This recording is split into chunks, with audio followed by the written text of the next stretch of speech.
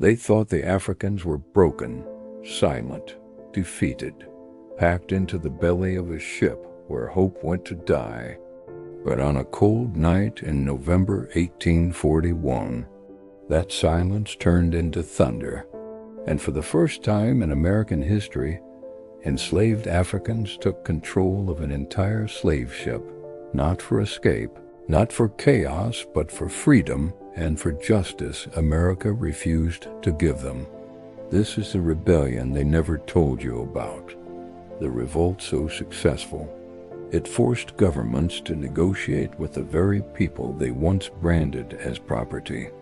Before we go deeper, hit subscribe so you never miss these powerful Black history stories that deserve the world's attention. Now let's begin. The story starts on the docks of Richmond, Virginia, the heart of America's domestic slave trade. The year was 1841, 2 decades after the transatlantic slave trade had officially ended. But America had created its own internal market, a machinery of profit where black bodies were transported from the upper South to the deep South like cattle. The ship was called the Creole, supposed to be a harmless transport vessel. In reality, it was a floating prison. 135 enslaved men, women, and children were forced aboard, shackled, terrified.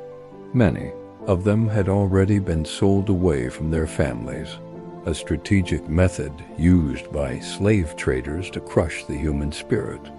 But among them was a man named Madison Washington, an enslaved African American who had already escaped slavery once.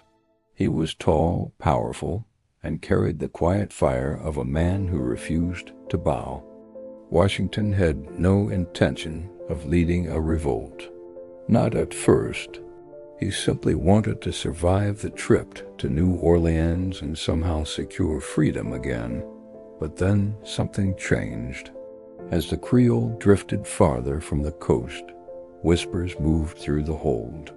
Whispers about resistance, about refusing to be sold into the brutal cotton fields of Louisiana.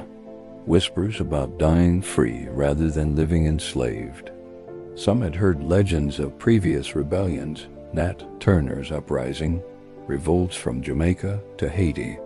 Others remembered stories carried across the ocean from Africa, where warriors fought until their last breath. Those stories became fuel, quietly lighting the fire that would soon erupt. In the dim belly of the ship was a young man named Elijah Morris.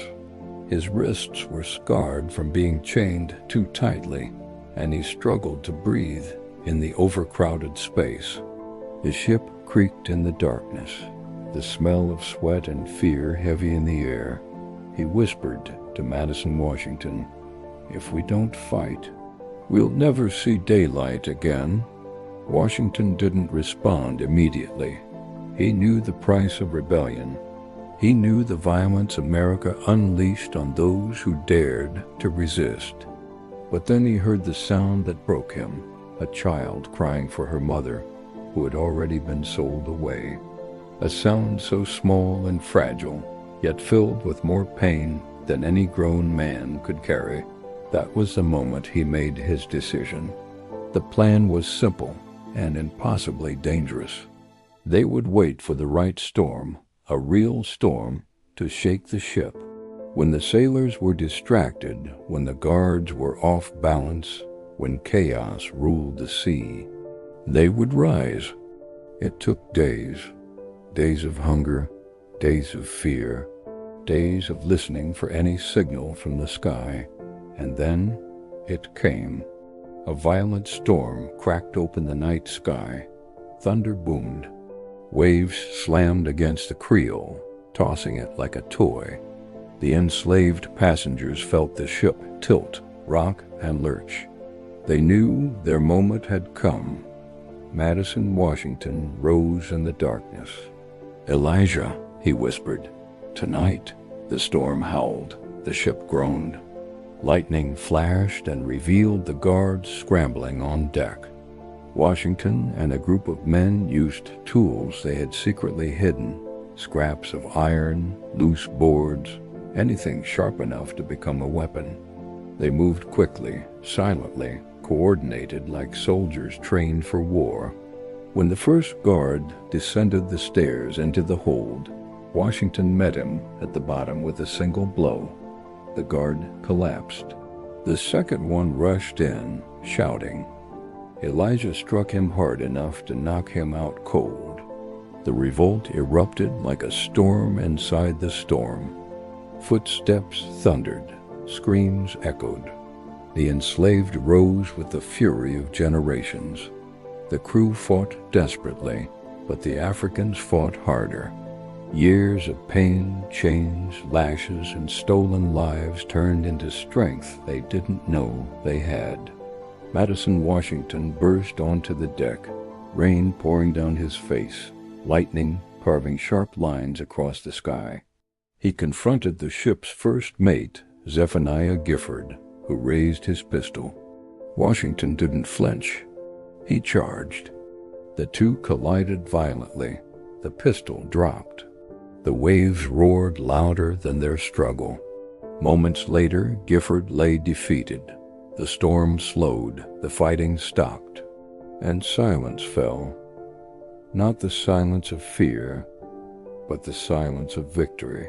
135 enslaved Africans now controlled an American slave ship. But rebellion was only the beginning. The real challenge was survival. Washington knew they couldn't return to American waters. They would be executed on sight. They couldn't go to the Korean islands controlled by slave-holding nations either. But there was one place, one hope, the Bahamas, a British territory where slavery had been abolished in 1834. If they could reach Nassau, they could claim freedom, yet the choice was dangerous. America had treaties with Britain. Slave owners had influence. The U.S. had kidnapped free black people before, even in foreign territory. The Africans gathered on deck, soaked from rain, trembling from adrenaline, and still in chains. Elijah asked, "Do we risk the British, or do we die here?"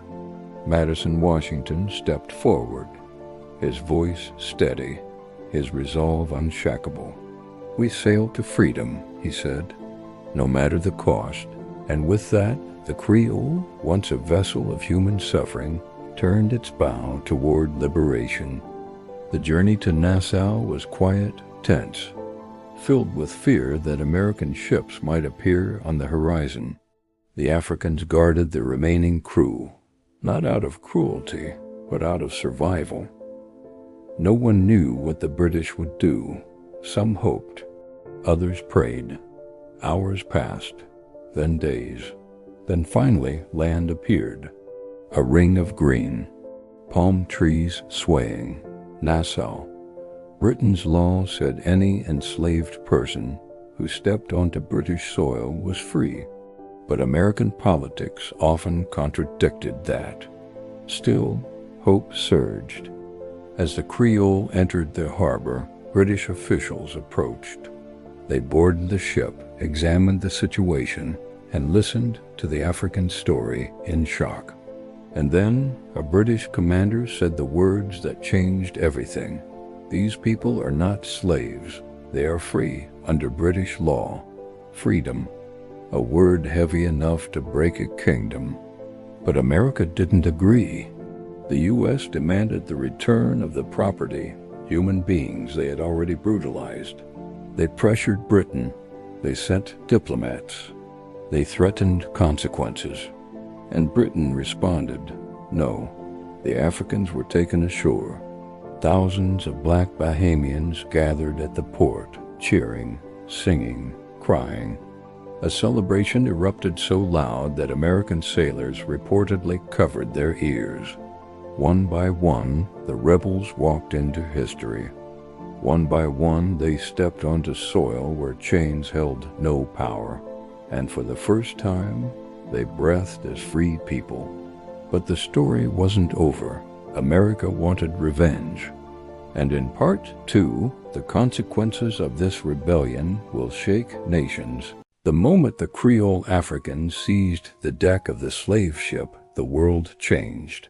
Not just for them, but for every enslaved person watching history unfold from afar. The news of the revolt did not travel fast, but when it did, it traveled like fire across a dry field. The United States called it mutiny. The enslaved men and women called it justice.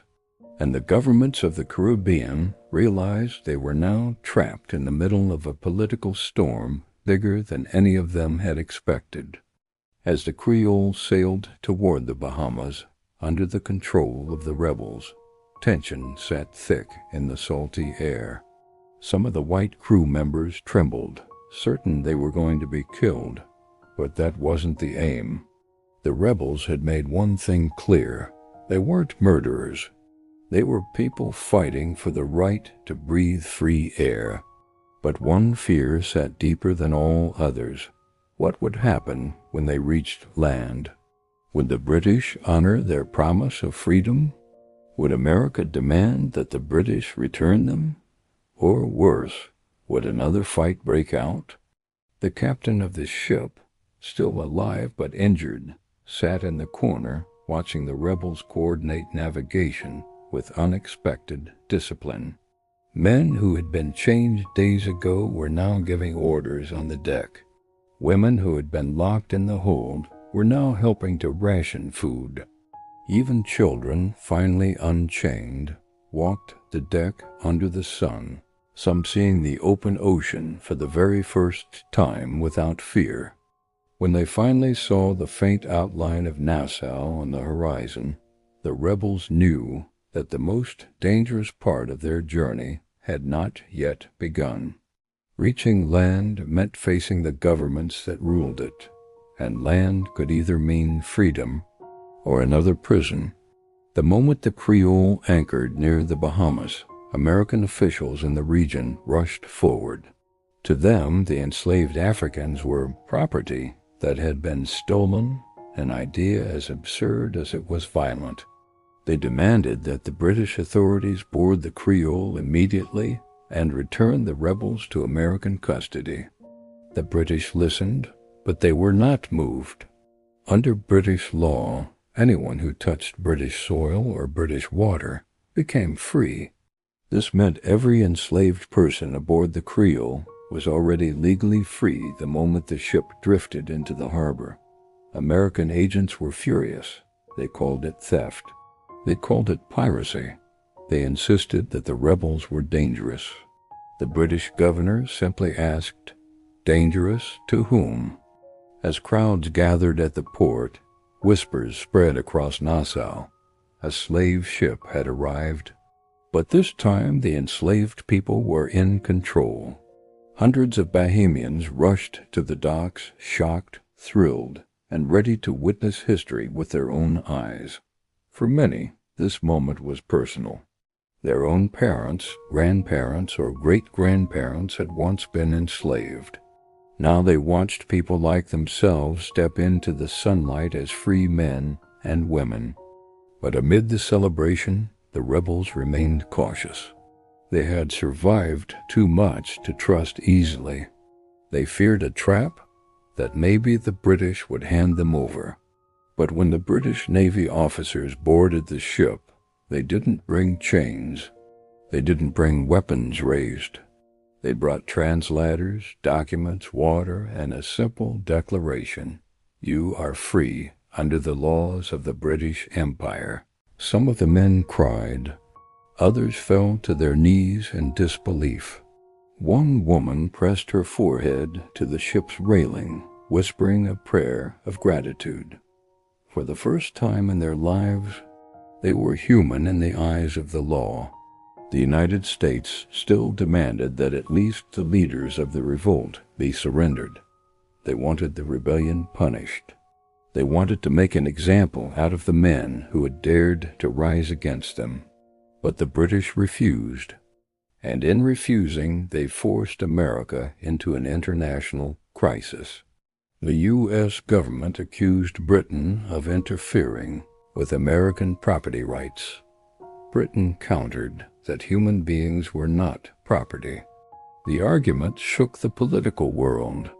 Newspapers from Boston to London argued for months about who was right. Diplomats traded angry letters.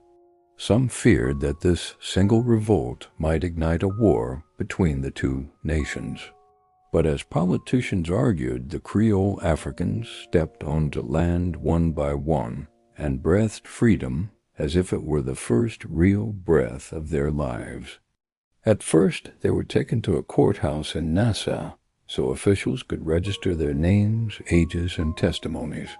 The Americans watched helplessly as each person was formally declared free under British anti-slavery law. Every signature, every recorded name, every stamped paper was another blow to America's slave system. Some of the enslaved Africans wept during their testimonies. Others spoke with the fire of men and women who had survived the impossible. They told British officers how they were captured, how they were sold, how they were beaten, and how they finally chose to fight for their lives. One British officer wrote in his journal, "These are not mutineers. These are people who reclaimed their freedom with the courage of lions. But freedom came with choices and dangers." The British offered them all a chance to stay in the Bahamas as free people. Some accepted immediately. They were given work, land in some cases, and housing assistance. But others were unsure. They had family in America, children left behind, loved ones still enslaved. A few men quietly asked the British officers, "If we go back, will we be taken again?" The officer shook his head. "If you return to American soil, we cannot protect you." That answer made the decision clear. Most stayed. But what happened next was perhaps the most shocking twist in the entire story. American newspapers, furious about the revolt, began printing wild rumors. They claimed the rebels had killed every white person on the ship. False. They claimed the British were stealing American goods and encouraging mutiny. False. They even claimed that the enslaved Africans were too dangerous to be left free. But despite the propaganda, something powerful happened. The revolt inspired hope across the Caribbean and the American South. Enslaved people who heard the story whispered among themselves, "If the Creole Africans could take a whole ship, what are we capable of?" For slaveholders, this was their worst nightmare. For the enslaved, it was a spark of possibility. One American senator wrote angrily that the Creole revolt will encourage a spirit of rebellion among slaves that must be crushed at all costs. But it was too late. The story had already taken on a life of its own. Meanwhile, life in the Bahamas slowly began to settle for the newly freed Africans. They got jobs as carpenters, dock workers, fishermen, seamstresses, and domestic helpers. Some of the men who played key roles in the revolt became local heroes in Nassau. People offered them food, shelter, and even protection. But the U.S. government wouldn't let the matter go. They kept demanding that the British arrest and return Madison Washington, the man believed to be the revolt's leader. Washington knew he was a wanted man, but he refused to hide. Locals protected him, ensuring that American officials could never get close. What made the story even more remarkable was what the British did next. They helped quietly relocate some of the freed Africans to Jamaica, where life opportunities were better. These families built entire new lives there, some of whose descendants still live today. But the story doesn't end with freedom. Months later, something extraordinary happened. A group of men from the Creole, now free and living in Nassau, gathered together to honor the memory of those who didn't survive the Middle Passage or the revolt. They built a small memorial from stones collected by the shore. They stood around it in silence, listening to the waves that had once carried them toward slavery, but eventually delivered them to freedom. One of the men reportedly said, "The sea took us from home, but today the sea brought us back to ourselves." In time, the Creole revolt faded from American textbooks. It was too embarrassing, too powerful, too threatening to the narrative America wanted to tell. But in the Caribbean and in the hearts of descendants of enslaved Africans everywhere, the story lived on, whispered, remembered, and honored. Because it wasn't just a rebellion, it was proof. Proof that enslaved Africans were never powerless. Proof that they were capable of strategy, leadership, unity, and bravery. Proof that even on a ship built to imprison them, they found a way to rise. And decades later, when abolitionists demanded freedom for all enslaved people, they remembered the Creole Africans. Their revolt became a symbol, a reminder that freedom is not given. It is taken. The world has forgotten their names. But their courage cracked the foundations of the slave trade and forced two powerful nations to confront the humanity of people they once dismissed.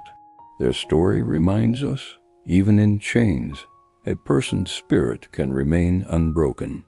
Even in darkness, someone will always choose to light a spark, and sometimes that spark can burn down an empire. Make sure you subscribe. You won't want to miss how this story ends and why America tried so hard to bury it.